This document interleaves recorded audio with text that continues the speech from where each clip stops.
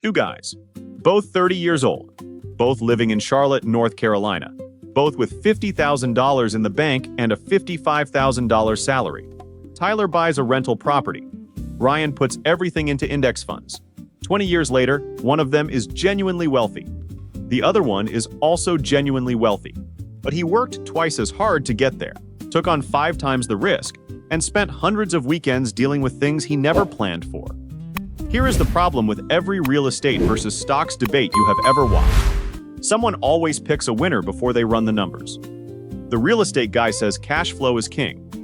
The index fund guy says compounding is everything. Neither of them is lying. Both of them are leaving out the parts that make their argument look bad. This video does not pick a winner. What it does is run every number honestly. The ones people show you on thumbnails, and the ones they bury in the footnotes. By the end of this, you will know exactly which investment actually came out ahead, why the answer is more complicated than either side admits, and what the math looks like for your actual situation. Tyler and Ryan both have $50,000 saved. They are both 30 years old, living in Charlotte, North Carolina. Same income, same financial starting point. The only variable is what they do with that $50,000. Tyler uses it as a 20% down payment on a $250,000 rental property. A solid 3-bedroom house in a decent neighborhood. The mortgage is a 30-year loan at 7% interest. His monthly payment comes to $1,331. He finds a tenant and locks in $1,800 per month in rent. On paper, that is $469 per month in cash flow before expenses. Tyler feels like a genius. He tells his friends. He drives past the property on the way to work and thinks, I own that. Ryan takes the same $50,000 and puts it into a total stock market index fund. No leverage, no tenants, no keys, no story to tell at dinner. He sets up an automatic contribution of $300 per month and genuinely does not think about it again. When his co-workers ask what he is investing in, he says index funds. They nod politely and change the subject. Nobody is impressed. On day 1, Ryan has a brokerage account, a Fidelity or Robinhood confirmation email. And that is it. This is the first thing the real estate versus stocks debate almost never talks about. The psychological experience of these two investments could not be more different. Tyler's investment is visible, tangible, and socially impressive. Ryan's investment is invisible, abstract, and boring. That difference in how it feels will influence every financial decision both of them make over the next 20 years. And feelings, as we will see, are expensive. For the first year, Tyler is living the landlord dream. Rent hits his account on the first of every month. He is claiming mortgage interest and depreciation on his taxes. His equity is building with every mortgage payment. The neighborhood is appreciating. Everything about this investment feels real and smart and working exactly as advertised. Meanwhile, Ryan logs into his brokerage account once a quarter. Year 1, his $50,000 has grown to roughly $55,000. Year 2, maybe $61,000. It does not feel like anything is happening. Just a number on a screen that goes up a little, then down a little, then up a little more. Now let's run the actual numbers through year 3, because this is where the fantasy starts meeting the spreadsheet. Tyler has collected $64,800 in rent over 3 years. His mortgage payments total $47,916. That leaves $16,884 in gross cash flow. That number looks great. That is the number on the thumbnail. The number your landlord friend quotes at the cookout. Here is what comes out of that $16,884 before Tyler actually keeps any of it. Property taxes, roughly $3,000 per year, so $9,500 over 3 years. Insurance, $1,500. He replaced a water heater in year 2 for $1,200. A roof leak in year 3 cost $2,800. A roof leak in year 3 cost $2,800. He had 1 month of vacancy between tenants, $1,800 in lost rent plus $600 to relist. Tyler manages the property himself to save money, which means late-night phone calls, weekend showings, and coordinating repairs on his lunch break. He is not getting paid for any of that time. After every real cost over 3 years, Tyler's actual net cash flow is somewhere between $2,000 and $4,000, not $16,884. $2,000 over 3 years on a $50,000 investment. And that does not include a single hour of his time.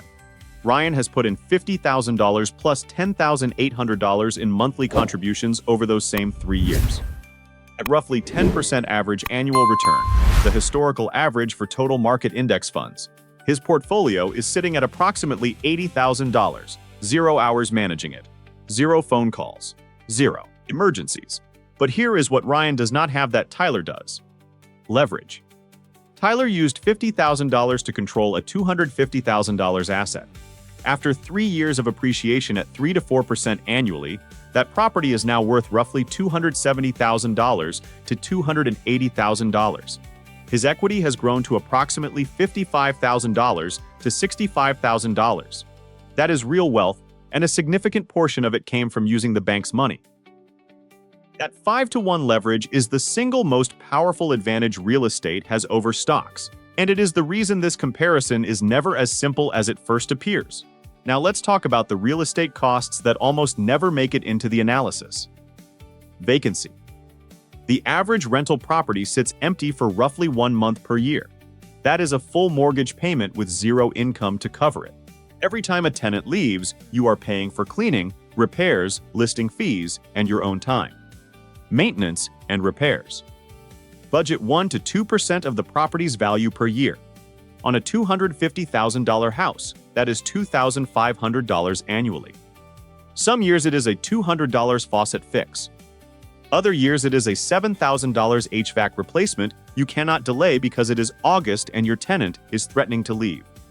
Capital expenditures. Roofs last 20 to 25 years. Furnaces last 15 to 20. Water heaters last 10 to 12. These are guaranteed future costs that come in chunks of $5,000 to $15,000. If you are not setting aside money every month to cover them, you are not running an investment. You are running on luck. And luck has a billing date. Property management. If Tyler hires a manager, that is 8 to 10% of monthly rent gone immediately, roughly $150 to $180 per month. If he manages it himself, he is working a part-time job he is not getting paid for. Bad tenants. A tenant who stops paying and knows the eviction process can cost you 3 to 6 months of lost rent plus legal fees. That single event can erase an entire year of profit.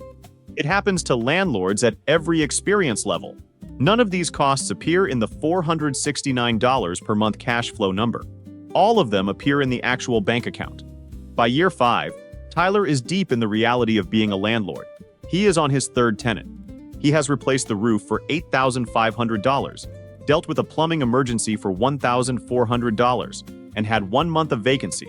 His actual cash-on-cash return after all real expenses is hovering around 3 to 5%.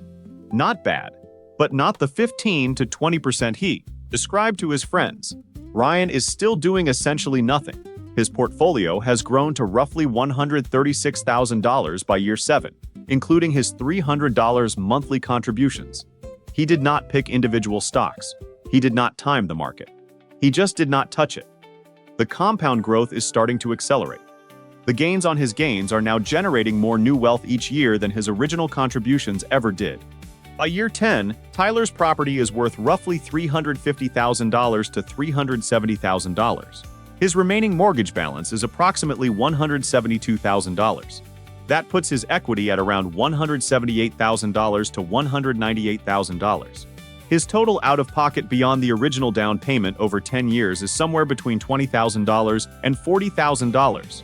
Ryan's portfolio with consistent $300 monthly contributions is sitting at approximately $195,000 total. The rest is pure compound growth. 0 weekends fixing anything. At year 10, they are surprisingly close in total wealth.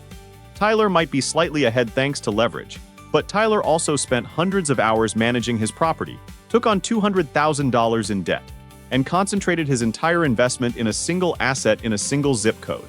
Ryan diversified across thousands of companies and never lost a night of sleep over it. By year 20, Tyler's property is worth roughly $500,000 to $550,000. His mortgage is either paid off or very close to it. His equity sits somewhere between $450,000 and $550,000. After 2 decades of maintenance, repairs, tenant turnover, taxes, and insurance, His total net profit from cash flow above what he spent is somewhere between $50,000 and $90,000. Ryan's portfolio at 10% average annual return with $300 monthly contributions has grown to approximately $590,000. Total contributions over 20 years, $122,000. The remaining $468,000 is pure compounding. No debt, no tenants. No 2 a.m. phone calls about a broken pipe. At year 20, Ryan has actually pulled ahead. But here is the part that changes the math more than anything else. If Ryan increased his monthly contribution by just $200, bringing it from $300 to $500 per month, his 20-year portfolio jumps to approximately $745,000. In the stock market, increasing your contribution has a multiplied effect through compounding. In real estate, increasing your investment usually means buying a second property, taking on a second mortgage, and doubling your workload overnight. Now let's be equally honest about the index fund side, because if this video only covered the downsides of real estate, it would be doing exactly what every stock market influencer does. Volatility is real and brutal. In 2008, the total market dropped approximately 37%. In March 2020, it dropped 34% in a single month. If Ryan had $150,000 in his portfolio and watched it fall to $95,000 in 4 weeks, that is gut-wrenching. And the data shows that most retail investors panic sell during crashes and buy back in after the recovery, locking in losses at the exact worst moment. The strategy works perfectly if you hold through everything. Most people do not hold through everything. There is no cash flow. Index funds do not send you a monthly check. On a total market fund, you are looking at roughly 1.5 to 2% yield. On $150,000, that is about $200 per month. That is not replacing anyone's income. There is no leverage. Ryan used $50,000 to control $50,000 in assets. Tyler used $50,000 to control $250,000 in assets. Tyler used $50,000 in assets. That 5-to-1 leverage is the primary reason real estate creates more millionaires than the stock market in most wealth surveys. And there is no depreciation.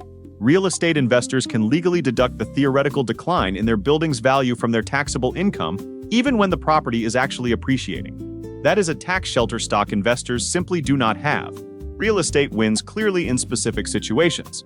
If you are in a market where monthly rent is at least 0.8 to 1% of the purchase price, the cash flow math works in your favor from day one. If you treat it as a real business, screening tenants carefully, budgeting for capital expenditures, building systems, the returns can exceed stocks.